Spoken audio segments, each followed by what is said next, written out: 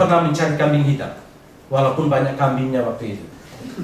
Dia tidak katakan, Lot kamu salah, kamu tidak didik hamba-hambamu. Betul? Dia tidak katakan demikian. Tapi dia panggil Lot dan dia katakan, sini nak, mari kita bicara, karena sudah ada perselisihan. Mari kita cari jalan keluar. Jalan keluar orang yang dewasa adalah orang yang lapang dada. Maka kalau Abraham katakan, kamu tidak katakan kamu salah, kamu sebagai kemenakan saya kamu salah, karena kamu belum pengalaman dibanding dengan saya. Betul? Lot tidak katakan demikian. Maaf, Abraham tidak katakan demikian.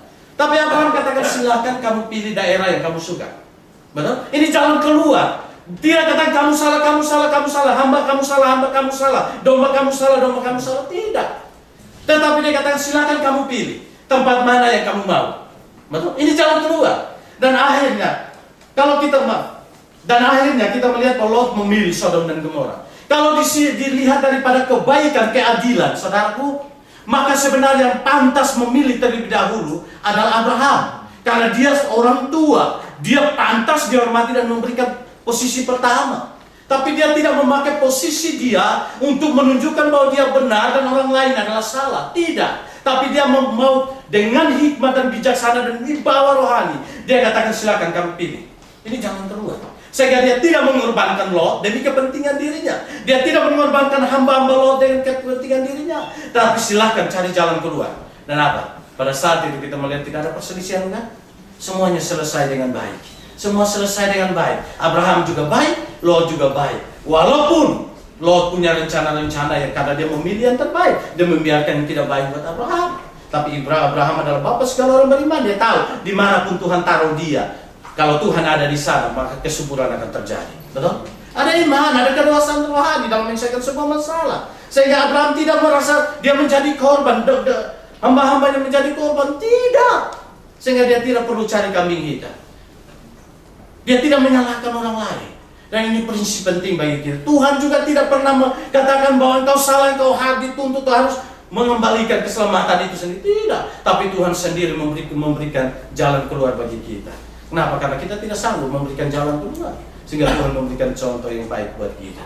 Maka saudaraku, ketika konsep ini ada dalam pikiran kita dan hati kita, kemanapun, di sini dikatakan kemanapun kita rajin berbuat baik, betul?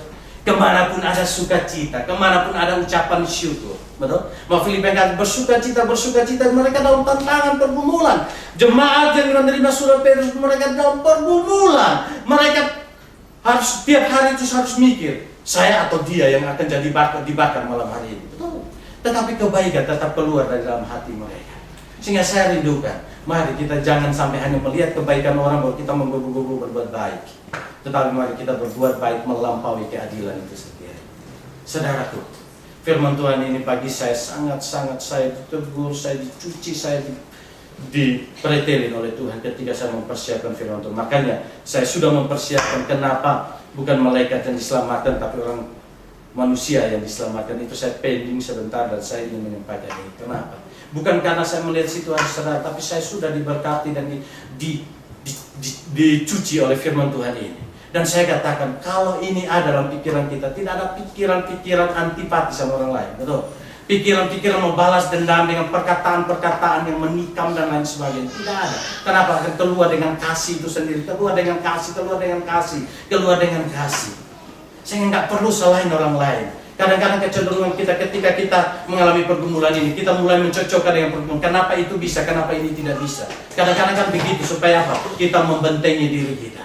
Tapi kalau kita sampai kepada titik ini, saudara, sukacita tetap ada, ucapan syukur tetap ada. Sukacita, ucapan syukur akan membuat kita rajin menunjukkan kebaikan dimanapun kita berada. Dan saya percaya kalau ini ada, suasana gereja kita adalah suasana yang sungguh Tuhan hadir di sini, betul? Sehingga ketika orang melihat gereja kita, nggak usah dipaksa-paksa datang, mereka sudah lihat ada suasana surgawi ada di sini. Karena ada kebaikan melampaui keadilan di dalam kehidupan kita. Saudara, ini bagian firman Tuhan yang saya ingin sampaikan buat kita, supaya kita tidak khawatir dengan hidup ini, supaya kita tidak lagi hidup merasa diri menjadi korban, karena korban sudah diterima oleh Tuhan, sudah dihapuskan oleh Tuhan. Jangan lagi merasa untuk orang lain mengorbankan saya, tidak.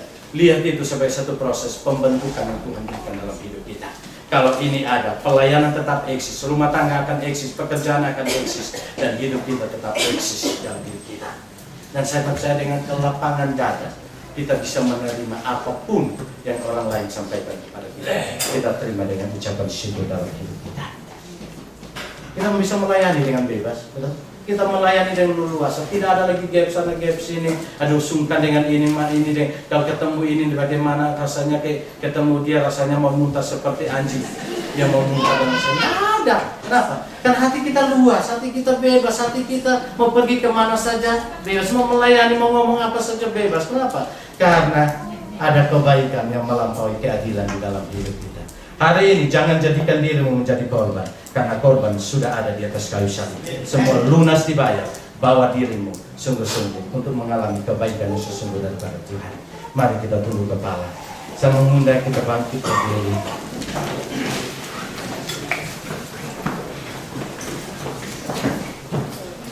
Mari kita merenungkan bagian firman Tuhan.